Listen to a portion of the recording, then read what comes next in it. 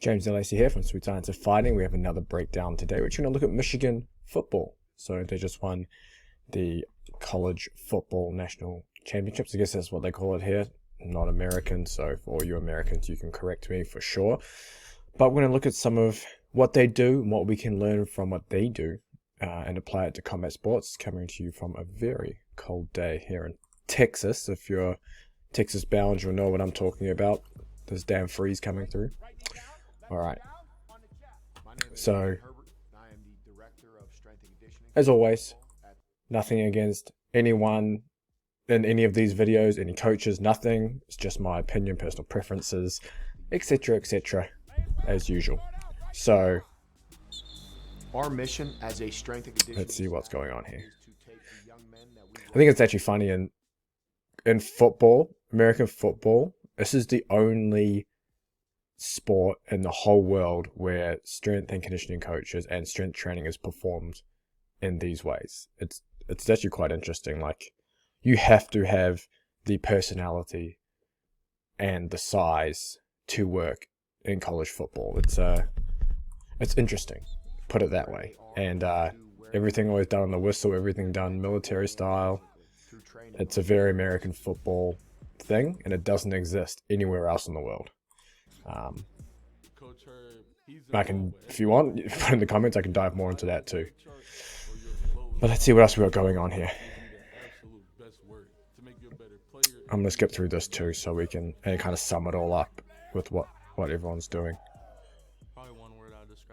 And their gym, college gyms in America are just ridiculous. Like, probably don't need that. Just crazy. Like, college, even high school gyms. You go to any professional sports setup, I'm talking like big setups, professional teams. They have nothing like college and high school here in the States. And pro soccer teams, pro rugby teams, any other team sport don't have these setups. It's just these college weight rooms and high school weight rooms for football are ridiculous, the amount of money they have. So we've got a bunch of some curls, push-pull row or push-pull machines, dumbbell benches, chin-ups. What else we got? A lot of different short sprints. What else we got going on in here? Isometric neck work. It's a really nice one. Plate on the head. Smush your face. Hill sprints. That's in their gym as well, which is insane. What else we got? Load of carries up the hill. Stair jumps. And they purposefully built stairs just for jumping up. That's how you know when you've got a nice budget. Speed bench.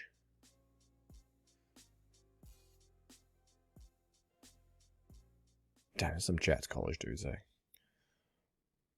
I remember when I walked through UT, I went down to go visit the UT staff down there with their football, and you see some of these dudes walking around like 300 and something pounds just in college. 300 something pounds, 6 foot, whatever it is. I'm only 5'8", so these guys are fucking huge.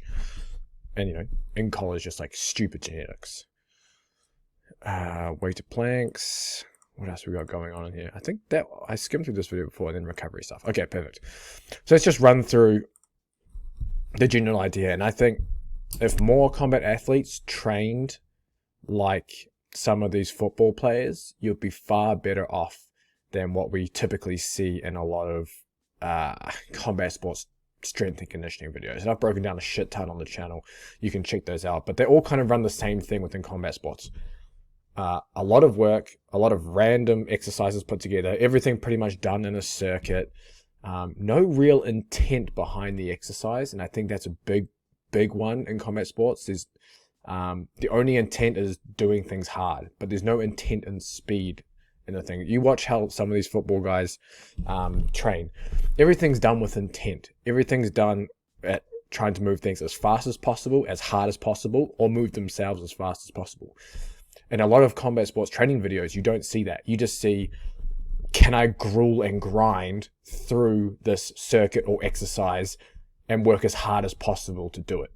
And I think that's the wrong approach in combat sport, in all sports, but it just seems very prevalent in combat sports. And I think it's just this association with the grind and making things hard for a fight, which is seen as something that's, like going to war, like going to do something that's physically and mentally demanding.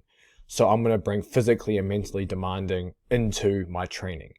The problem is when you do that, you don't actually address the physical qualities you need for the sport. And so for combat sports, yes, having speed, strength, and power is important. And that includes striking all the way through to grappling, especially grappling now being more wrestling-based rule sets. Having that is an advantage. And the only way you can develop that is through intent of exercise. Like look at the intent on these hill sprints. These are maximal effort sprints. And it's just a slow walk down rest, so they can do maximal effort each time. Even with these carries, being able to walk up these. So everything's maximal intent to develop power, speed, strength, etc. And then you're having rest so you can repeat it again and again. Whereas combat athletes are would do hill sprints up there, plus carry something else, plus do burpees, plus do something else, and then it kind of just dilutes the stimulus. So yeah, I think that's one thing you're going to take away from how Michigan or how football players train generally to get more powerful, stronger. It's having that intent. Even the bench pressers here, this is trying to move the bar as quick as possible, almost like speed reps, versus just trying to pump out 10 to 20 reps, and then you're having to,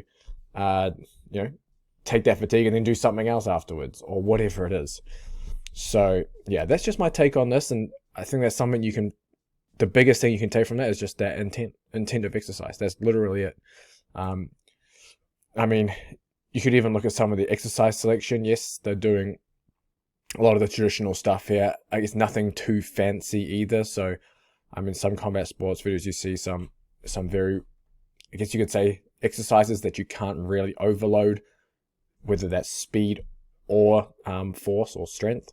You can't overload either way, so it ends up kind of just being a redundant exercise. Whereas a lot of the exercise selection in here, you can overload basically everything going on. You got hill sprints, pull downs, you got dumbbell benches, you got sprints, neck work. Like all of this can be overloaded through different means to develop whatever the quality is you want to do, versus just going through some kind of grueling circuit that kind of makes no sense in the long term. So yeah, take from that what you will, and I will give you some more breakdowns coming up throughout the week.